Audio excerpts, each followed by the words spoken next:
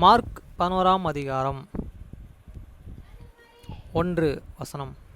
அவர்கள் எருசலேமுக்கு சமீபமாய் சேர்ந்து ஒலிவ மலைக்கு அருகான பெத்பாகே பெத்தேனியா என்னும் ஊருக்கு வந்தபோது அவர்கள் தம்முடைய சீஷரில் 2 பேரை நோக்கி, வசனம் 2, உங்களுக்கு எதிராக இருக்கிற கிராமத்திற்கு போங்கள். அதில் பிரவேசித்த உடனே மனுஷர்கள் ஒருவரும் ஒரு காலமும்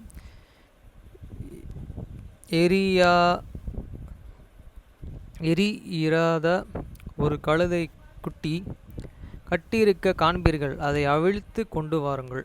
வசனம் 3, ஏன் இப்படி செய்கிறீர்கள் என்று ஒருவன் உங்களிடத்தில் கேட்டால் அது ஆண்டவருக்கு வேண்டுமென்று சொல்லுங்கள்.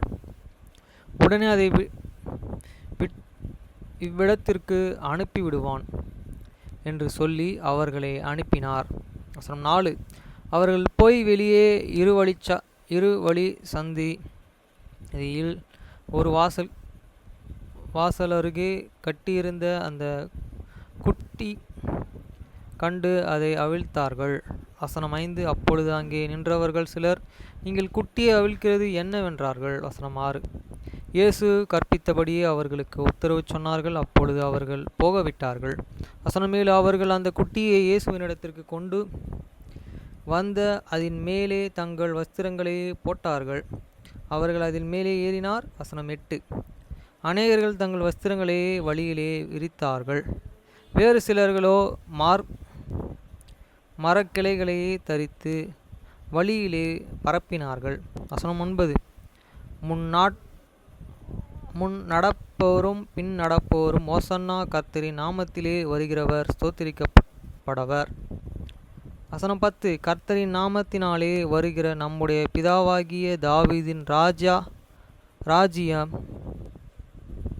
ஆசீர்வதிக்கப்படுவதாக.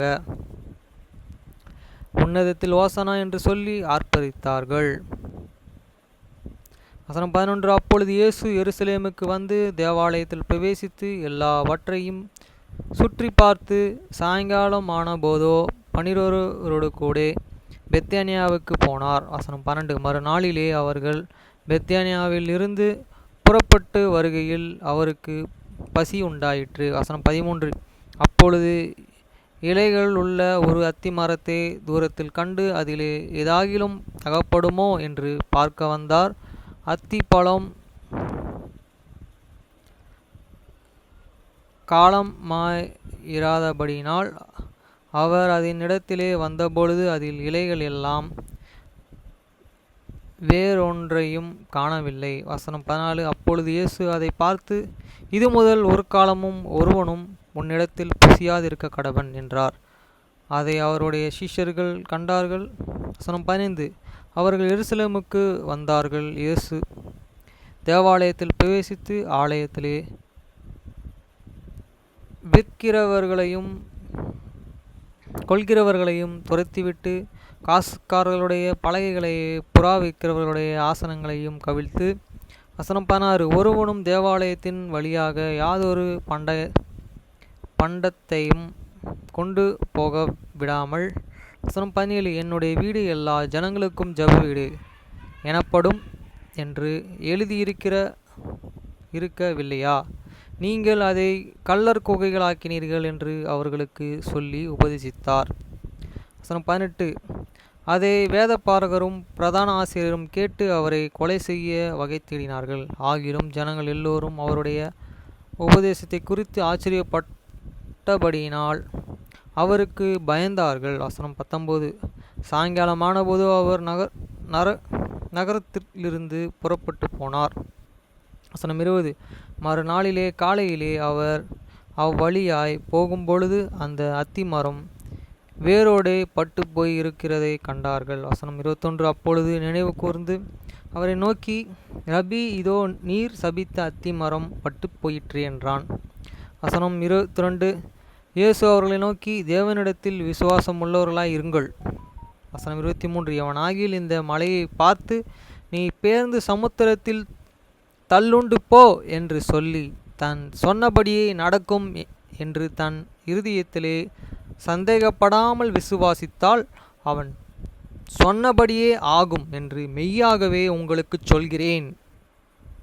வசனம் 23. எவனாகிலும் இந்த மலையை பார்த்து நீ பேர்ந்து சமுத்திரத்தில் தள்ளுண்டு போ என்று சொல்லி தான் சொன்னபடியே நடக்கும் என்று தன் இருதயத்திலே சந்தேகப்படாமல் விசுவாசித்தால் அவன் சொன்னபடியே ஆகும் என்று மெய்யாகவே உங்களுக்குச் சொல்கிறேன்.